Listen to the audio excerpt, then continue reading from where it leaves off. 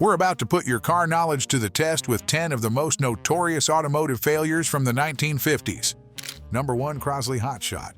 Ever heard of a sports car that could fit in your living room? Well, folks, let me introduce you to the Crosley Hot Shot. This little dynamo hit the streets in the 1950s, and when I say little, I mean it. Picture a car that's more compact than your average golf cart, and you're getting close to the Hot Shot's size. Now, you might be wondering, how on earth did Crosley think this tiny tot could compete with the big boys of the automotive world? Well, they had a plan. The Hot Shot was Crosley's way of shaking things up in the sports car scene.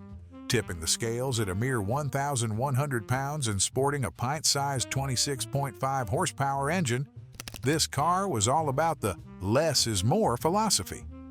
But this miniature marvel actually had some serious chops. Would you believe it actually won the 1950 Sam Collier Memorial Sebring Grand Prix of Endurance 6 hours? That's right, this little engine that could show the big boys a thing or two on the racetrack. Number 2. Triumph Mayflower. Ever wondered what happens when a car tries too hard to be classy? Well, buckle up, folks, because we're about to take a ride in the Triumph Mayflower, a car that aimed for sophistication but ended up as the automotive equivalent of a costume jewelry Rolex. Picture this. It's the 1950s, and British car makers are eyeing the American market like it's the last slice of apple pie at a county fair.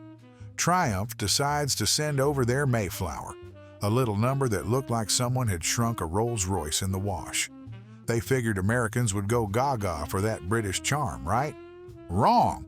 This pint-sized pretender had about as much oomph as your grandma's lawnmower. Under the hood, there was a tiny 1.2-liter engine that struggled more than a kid trying to eat spaghetti without making a mess. And let me tell you, American drivers weren't impressed. They wanted cars with some muscle, not something that looked like it belonged in a fancy tea party. The poor Mayflower tried its best to blend luxury with compactness, but it ended up missing the mark on both counts. It was about as comfortable as sitting on a park bench and had all the performance of a sleepy snail. No wonder it fizzled faster than you can say, "Cheerio." Number 3. Studebaker Manta Ray. Ever heard of a concept car so wild it made jaws drop and wallets snap shut at the same time?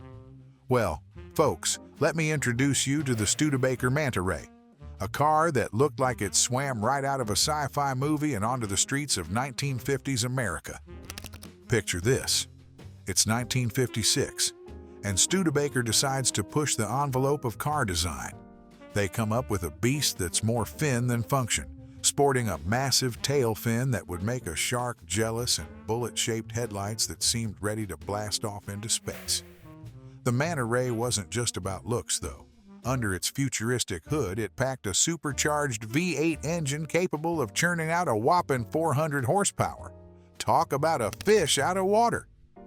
At auto shows, this finned wonder turned heads faster than a UFO sighting.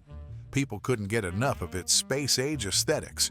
One Studebaker designer even boasted that it was meant to be a car that looks like it swam right out of a sci-fi movie.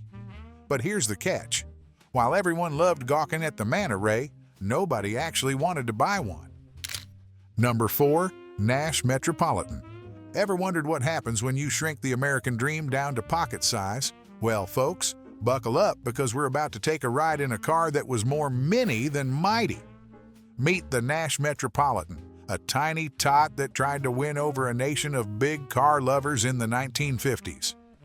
Picture this. You're cruising down Main Street in a car so small you could parallel park it in a shopping cart. That was the Nash Metropolitan, a pint-sized wonder born from a collaboration between Nash Motors and British automaker Austin. These guys had a wild idea: bring European-style compact cars to America. It was like trying to sell ice to Eskimos, but with more chrome and less practicality. Now, you might think Americans would laugh this little guy right off the road, but here's the kicker. It actually sold pretty well at first. Over 95,000 of these wheeled shoeboxes found homes during its production run. But as with many things in life, size does matter, especially when it comes to cars. You see, the Metropolitan had a teensy-weensy 1.2-liter engine under its hood. It was perfect for zipping around cramped European streets, but on America's expanding highways, let's just say it had all the oomph of a sleepy snail. And don't even get us started on the interior space. It was so cramped, you'd think it was designed for hobbits rather than humans. Number 5, Dodge Royale. Ever heard of a car that tried to blind its way to success? Well, folks, let me introduce you to the Dodge Royale, the four-wheel disco ball that almost needed its own traffic warning. Back in 1957, Dodge decided that there was no such thing as too much bling, and boy, did they go all out. Picture this: chrome on the grille, chrome on the sides, chrome probably even in places you couldn't see. The Royale wasn't just shiny, it was like someone dipped an entire car in a vat of liquid mirror. Dodge was clearly trying to outglitz the competition, but they might have gone a tad overboard. Now, you'd think that in the chrome-crazy 1950s, this sparkly beauty would have been a hit. But here's the kicker: the Royale was only produced for 1 year. Yep, you heard that right. This flashy ride didn't even make it to its terrible twos. With only about 5,000 units made, it was clear that even back then, folks weren't buying what Dodge was selling. Number 6, King Midget Model 3. Ever dreamed of building your own car? Well, back in the 1950s, the King Midget Model 3 made that a reality. But before you get too excited, let's just say this wasn't exactly a hot rod. Imagine cruising down the street in something barely bigger than a go-kart, powered by an engine that might lose a race to your neighbor's riding mower. The King Midget Model 3 was marketed as the world's most economical car. And boy, did it live up to that name. This little wonder came as a kit you could order through the mail and assemble in your garage. Sounds cool, right? Well, hold that thought. The car's one-cylinder engine pumped out a whopping 9.2 horsepower. That's right, 9.2. You could probably get more power from a team of enthusiastic hamsters. But here's the kicker: people actually bought these things. The Midget Motors Corporation sold about 5,000 units over 23 years. That's a pretty loyal following for a car that was basically a glorified golf cart. Owners took pride in building their own rides, even if those rides struggled to hit highway speeds. Number 7, Waterman Aerobile. If you thought building your own car was ambitious, wait until you hear about the guy who wanted everyone to fly their cars to work. In the 1950s, one inventor dared to ask, why choose between driving and flying when you could do both? Enter the Waterman Aerobile, the brainchild of Waldo Waterman. This wasn't just any old car. It was a vehicle that could fold its wings like a bird and cruise down the highway, then spread them out and take to the skies. Now, you might be thinking, wow, that sounds amazing. Why don't we all have flying cars today? Well, as it turns out, making a car that can fly is trickier than it looks. The Aerobile faced some pretty big hurdles. For starters, aviation authorities weren't too keen on the idea of cars zipping around in their airspace, and when they did manage to get it off the ground, the performance was, let's just say it wasn't exactly setting any speed records. In the end, only 5 Aerobiles were ever built.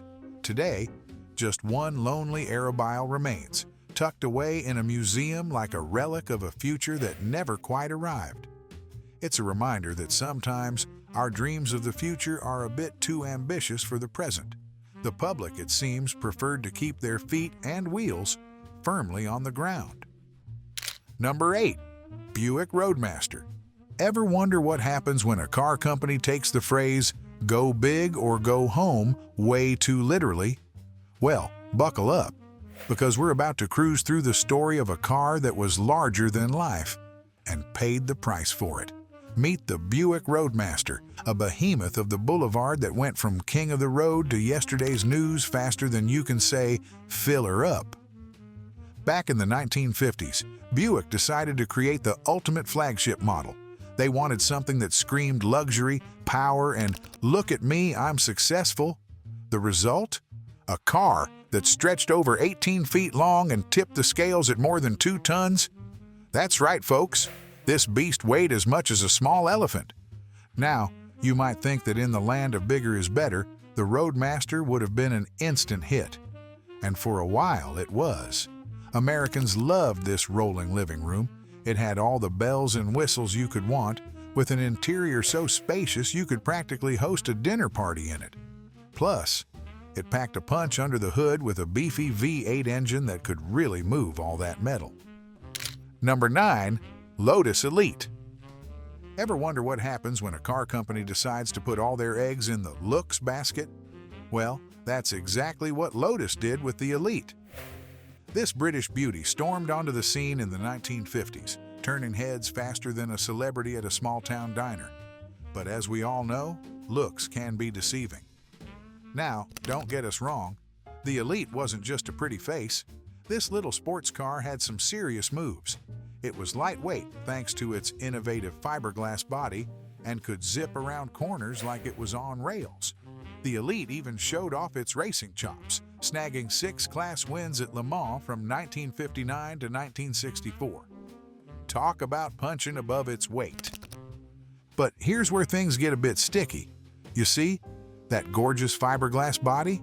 It had a nasty habit of cracking under pressure. And let's not even get started on the mechanical gremlins that love to pop up at the worst possible moments. Owners found themselves spending more time in the garage than on the open road. Number 10. MGA Twin Cam. Ever wondered what happens when a sports car tries to outsmart itself? Well, buckle up, because we're about to take a spin with the MGA Twin Cam, a British beauty that was too clever by half. Back in the late 1950s, MG decided to soup up their popular MGA. They wanted to create a high-performance version that would leave everything else in the dust. The result? A sophisticated 1.6-liter, 4-cylinder engine that pumped out a whopping 108 horsepower. That's 13 more horses than the standard MGA. On paper, this little powerhouse was impressive. It could zip from 0 to 60 miles per hour in about 10 seconds, which was pretty darn quick for its time. But here's where things get interesting. Despite all its promise, only 2,111 twin cams rolled off the production line between 1958 and 1960. That's a far cry from the numbers the standard MGA was pulling in.